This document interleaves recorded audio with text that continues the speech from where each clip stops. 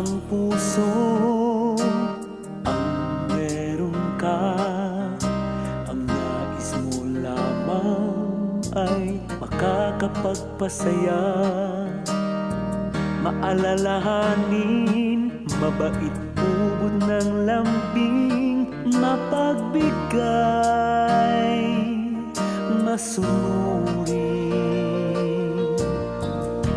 Ehemplo ka ng kahit sino man, pilit ginagaya, ngunit hindi mahigitan.